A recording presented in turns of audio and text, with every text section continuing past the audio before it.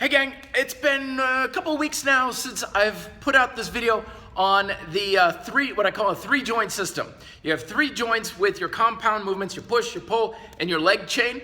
And I wanted to update you on some new things that I'm learning because this is just such a big game changer. I'm loving this. Here's what I'm calling the tension triangle.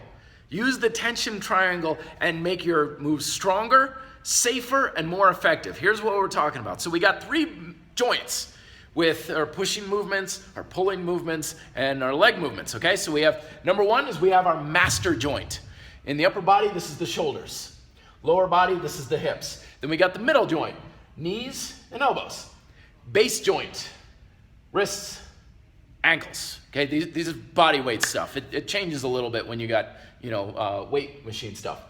There's similarities between these things. The master joints for the upper and lower body, I call these a buried joint because they're buried under muscle. Okay, they're buried under the muscle of the shoulder and the back and the chest, buried under the glutes and the gluteus medius, and even to a certain degree in the legs, the quads, the hamstrings, sort of thing. So they're buried, which means very strong, very, very potentially stable, and they're very, very safe, or at least they should be.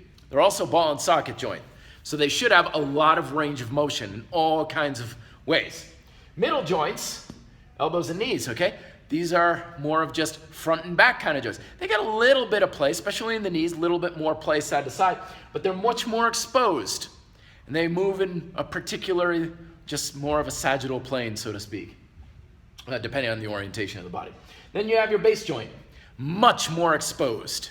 Okay, I mean, look, you can see my wrist bones, to a certain degree. You can see your ankle bones. Not a lot of muscle around it, a lot of cartilage, a lot of fibrous tissues, and so on. So we have a lot of similarities between the base, the middle, and the master joint in the upper and lower body. We also have similarities in how they're used. Now in the video I talked about, your mission is to get your master joint closer to your base joint for your push-ups, dips, pull-ups, squats, lunges, that sort of thing. And if you do, you should be moving much more ergonomically, much more effectively. Here's how you want to think about it though, is your master joint is where the bulk of your tension is. That's because it's got the bulk of your muscle. It's got the bulk of your muscle, it can hold it there. It's your stabilizer, if you will, your primary stabilizer. Middle joint, a little bit less muscle, a little bit less tension, and then your base joint, a little bit less so on. So I like to think of it as a triangle. Most of your foundational tension is here, then there's a little bit less coming down here and less here. Okay? Also with the master joint here, I mean, we've got the muscles in the back and the chest, and so on, influencing the master joint there. So when you're working out, try and have the tension kind of going in a triangular fashion. Most of the tension for your squats and lunges should be in your hips. And then the next one should be closer to the knees, the quads, the hamstrings, and then the calves. Okay, most of the tension in your dips and so on should be in the upper torso here, and then more in the arms, and then the forearms, and so on. And since I've been doing this, I've been really kind of aware of like, holy crap, I've been doing so many things a little bit backwards, particularly with pull-ups. I talked about elbow versus shoulder-dominated pull-ups. A lot of times I would do pull-ups, and I'm like, oh, there's so much tension right here, like in the biceps, or if I'm doing dips, there's so much in the triceps and so on. You know what usually happens in those cases? Tendonitis, knee problems, elbow problems, wrist problems. Why? Because this was flipped, and I had a lot of tension and stress here, and I wasn't thinking, okay, keep your shoulders tight, keep your lats on, keep your back tight. Make sure when you're doing your pull-ups, you're pulling back with your shoulders. That's not where my mind was. Remember, tension's controlled by your brain, not the exercise. You can have tension going in a fragmented way, as I explained in the Chain Training PDF, free ebook there on reddeltaproject.com.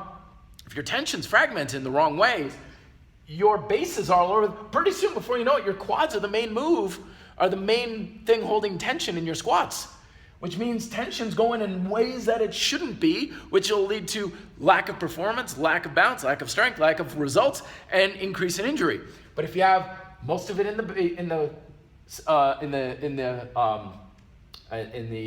master joint, about a little bit less in the middle joint, and then finally the less amount in the base joint, everything just works.